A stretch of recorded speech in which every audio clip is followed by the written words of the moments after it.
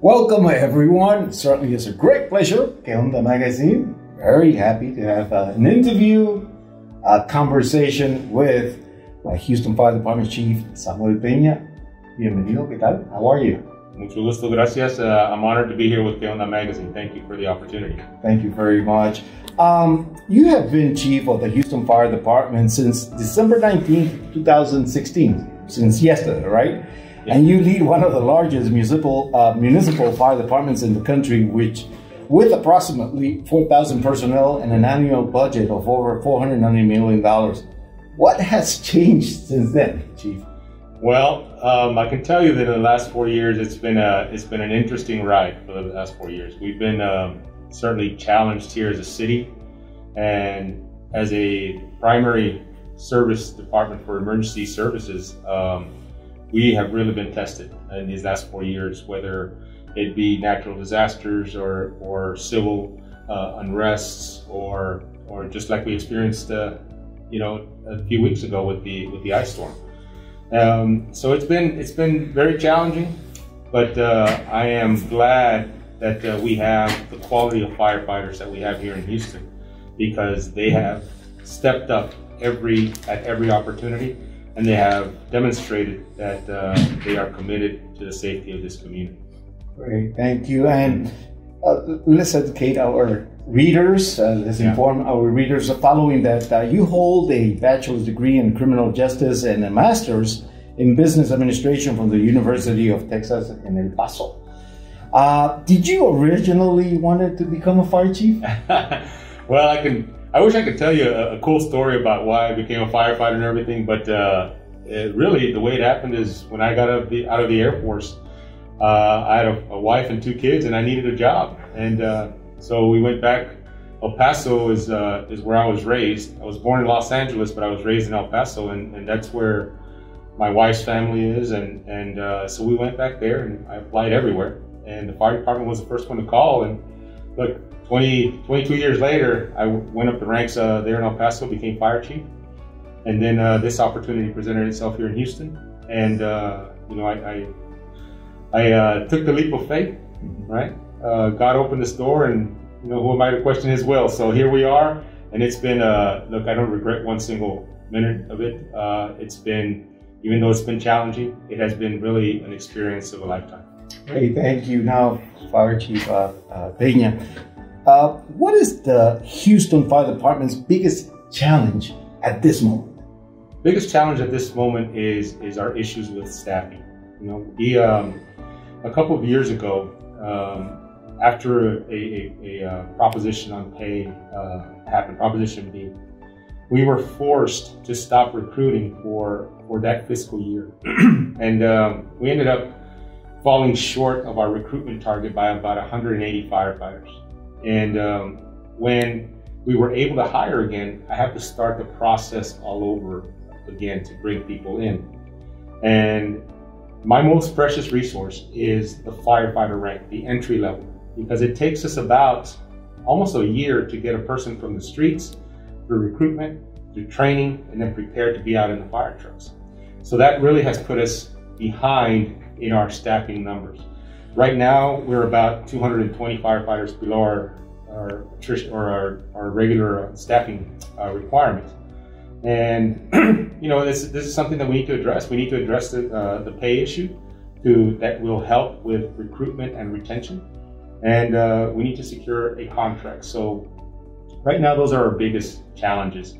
But like I said, the people that we have here on staff and the people that we have responding at the fire stations are second to none in terms of their abilities and their professionalism. And I'm so very proud of the work that they do. Great, thank you. And what lessons has the Houston Fire Department learned from the chaos generated by the loss of electricity during this past frigid weather? It was amazing, wasn't it? The entire state of Texas was suffering from a blackout, and it had a domino effect on all our systems, an effect on our water system, on our electricity. That had an effect on the hospitals and the infrastructure. So the lessons that we learned, just like the lessons that we've learned in the past from Harvey and Imelda and those natural disasters that have visited us, is that it is important for us to have an actionable plan that we practice. And it's important for us to build those relationships with other departments and other stakeholders that will assist us in providing the safety and the security to the community.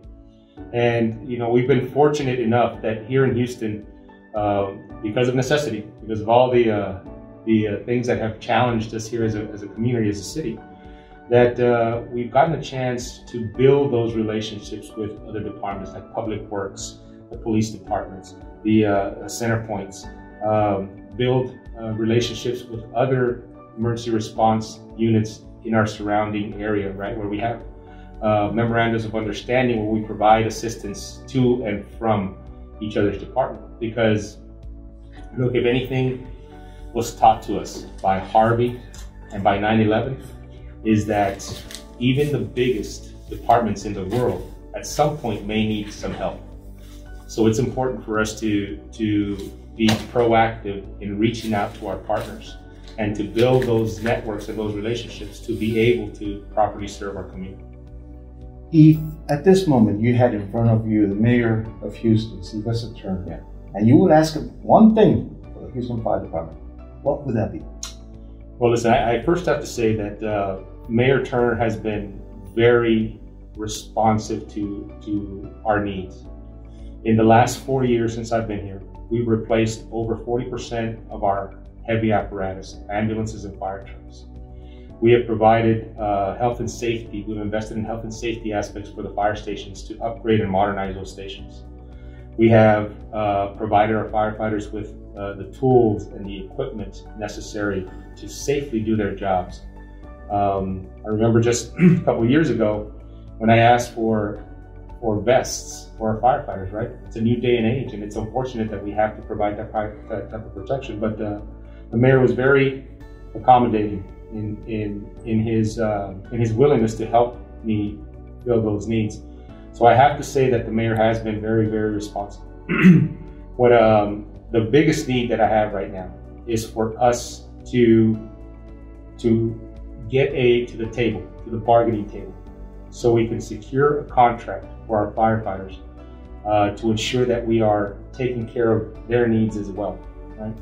I mentioned earlier that recruitment and retention is a practical concern. It's a critical concern for me to be able to provide service. I mean, we get our work done with people and through people. And in order to keep them, we need to address their needs.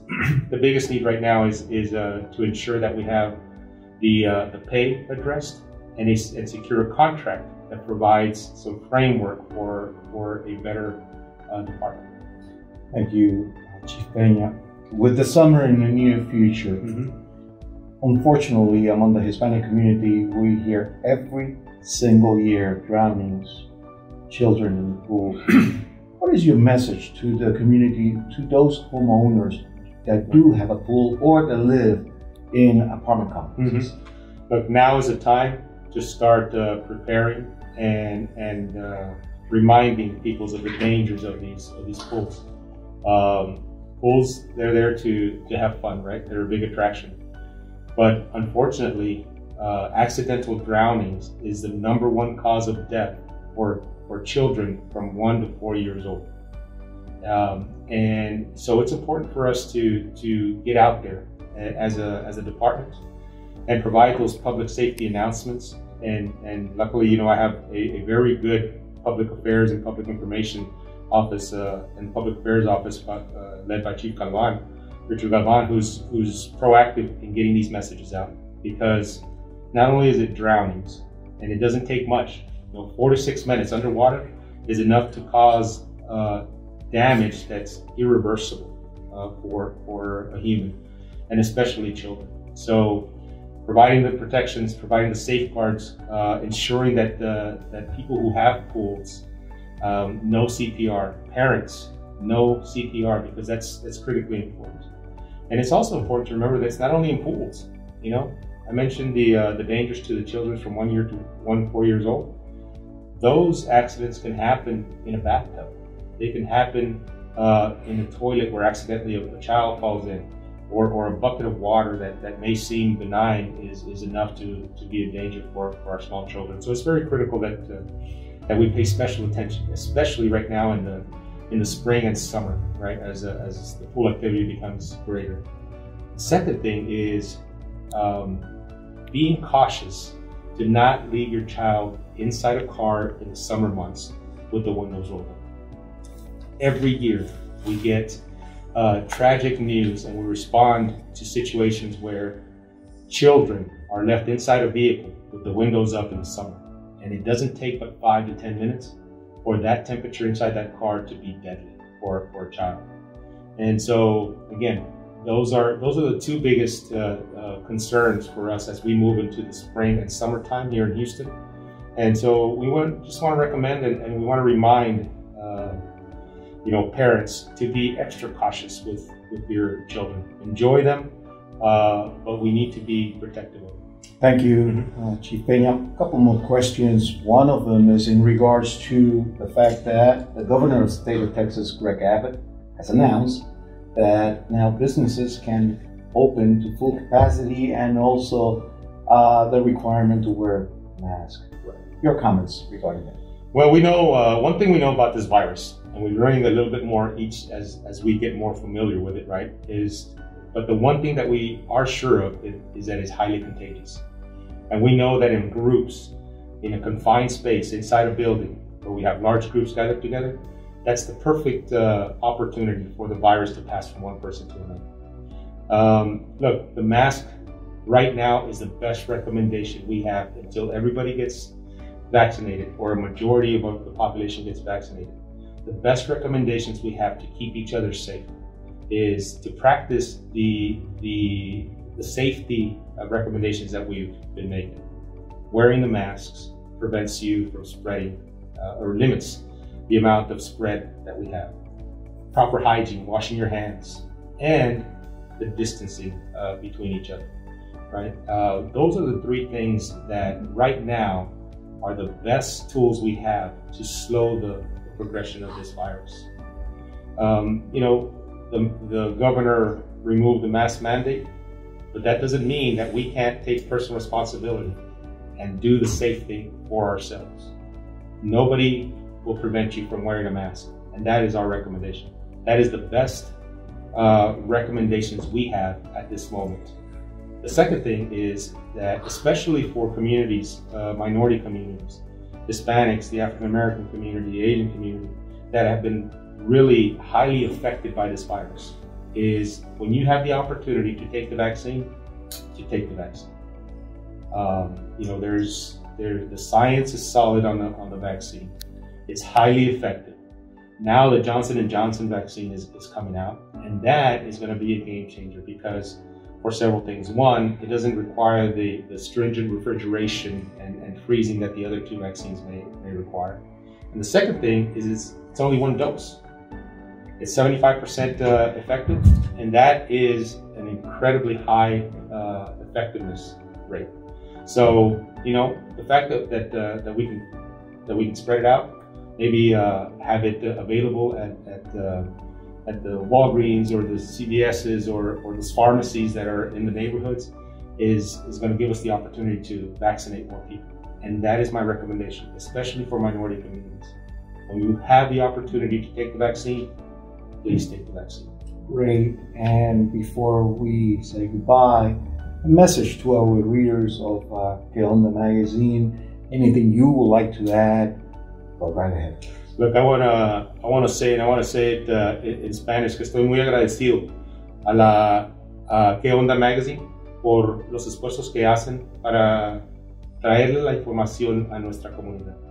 I want to say that I'm very grateful for the efforts of Que Onda Magazine for everything they do for this community to provide the information, to provide the resources that our community needs to stay informed, to stay abreast of everything that's happening here in their community, and to stay safe. Because one thing that I know Mr. Gabriel Esparza does is he is concerned about the safety of our community, and any chance that he has to interview people or to provide those safety messages, they are always included in this magazine. So I thank you, I thank him, and I thank Que Onda Magazine for everything they do for the city of Houston. On behalf of Gabriel Esparza, Que Onda Magazine, the whole staff, thank you very much. Thank you. Thank you.